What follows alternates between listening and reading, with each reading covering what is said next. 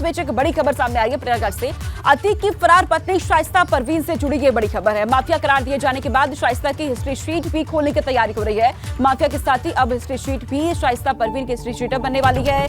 प्रयागराज के खुल्लाबाद थाने में शाइस्ता परवीन की हिस्ट्री शीट यहाँ पे खोली जाएगी। शाइस्ता परवीन के खिलाफ कुल 6 आपराधिक मुकदमे पहले से दर्ज हैं। शाइस्ता उमेश पाल और 2 सरकारी गनरों की हत्या के साथ ही बेटे अली का फर्जी आधार कार्ड बनवाने, तथ्यों को छुपाने, असलाह का लाइसेंस लेने और अवैध असलाह रखने जैसे गंभीर मामलों में आपराधिक मुकदमे दर्ज है। पुलिस का यह मानना है कि शाइस्ता परवीन आदतन अपराधी है। खुल्लाबाद थाने में ही शाइस्ता परवीन के पति अतीक अहमद की भी हिस्ट्री शीट खोली गई थी। हिस्ट्री शीट बनने के बाद अग्रिम जमानत पाने और भविष्य में आपराधिक मामलों में जमानत पाने में मुश्किल यहां पर आती है। वैसे में शाइस्ता परवीन की मुश्किलें बहुत बढ़ने वाली हैं। उमेश पाल शूटआउट केस में शाइस्ता परवीन नामजद अपराधी है। माफिया शाइस्ता की हिस्ट्री शीट अब खोलने जा रही है। इसकी पूरी जानकारी हम आपको देते हैं। प्रयागराज के खुल्लाबाद थाने में शाइस्ता परवीन की हिस्ट्री शीट खोलने की तैयारी की जा रही है। आधा दर्जन आपराधिक मुकदमे पहले से ही दर्ज है शाइस्ता पर।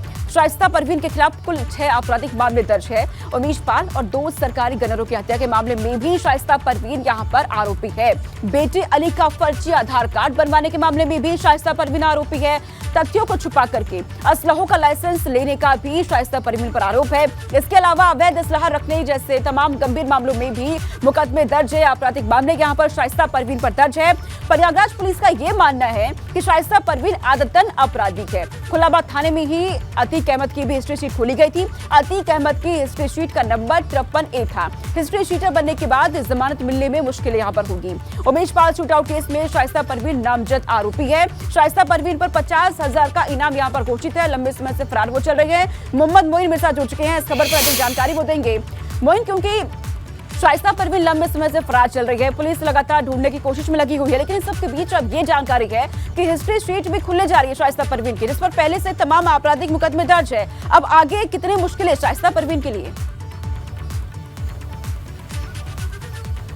देखिए, पूर्व अव्वली सांसद अतीक अहमद की पत्नी शाइस्ता परवीन पर कानून का शिकंजा लगातार कसता जा रहा है। प्रयागराज पुलिस ने पहले तो अपने रिकॉर्ड में शाइस्ता परवीन को माफिया अपराधी के तौर पर दर्ज किया और अब शाइस्ता परवीन की हिस्ट्री शीट खोले जाने की तैयारी की जा रही है।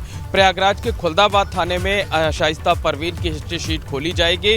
आधा दर्जन मुकदमे शाइस्ता परवीन के खिलाफ दर्ज हैं और पुलिस का ये मानना है कि जिस तरीके के मामले सामने आए हैं, जिस तरीके से उमेश पाल शूटआउट केस में वो नामजद आरोपी बनी है, इसके साथ साथ बेटे अली अहमद का फर्जी आधार कार्ड बनवाया है, इसके साथ साथ जिस तरीके से उसने फर्जी डॉक्यूमेंट्स पर असलहे लिए हैं, जिस तरीके से वो अवैध तरीके से असलहे रखती है, उन सब के आधार पर पुलिस का मानना है कि शाइस्ता परवीन आदतन अपराधी है। इसलिए उसकी हिस्ट्री शीट खोली जानी चाहिए, उसके खिलाफ कार्रवाई की जानी चाहिए। तो प्रयागराज पुलिस पहले ही शाइस्ता परवीन को माफिया घोषित कर चुकी है, माफिया करार दे चुकी है, अपने रिकॉर्ड में बतौर माफिया दर्ज कर चुकी है और अब हिस्ट्री शीट खोल करके शाइस्ता परवीन पर शिकंजा कसे जाने की तैयारी है। तो जिस खुल्लाबाद थाने में शाइस्ता परवीन की हिस्ट्री शीट खोले जाने की तैयारी है, उसी में उसके पति अतीक अहमद की भी हिस्ट्री शीट खोली गई थी। अतीक अहमद की हिस्ट्री शीट का नंबर 53A था और उसी थाने में अब शाइस्ता परवीन की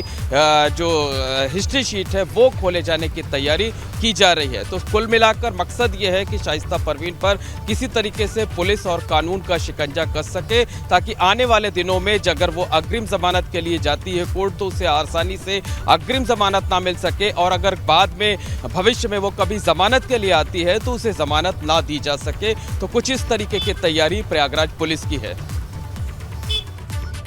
बिल्कुल, तमाम जानकारी आपने पहुंचाई। मोहम्मद की किस तरीके से मुश्किलें शाइस्ता परवीन के लिए पर बढ़ सकती है। बहुत शुक्रिया तमाम जानकारी हम तक पहुंचाने के लिए।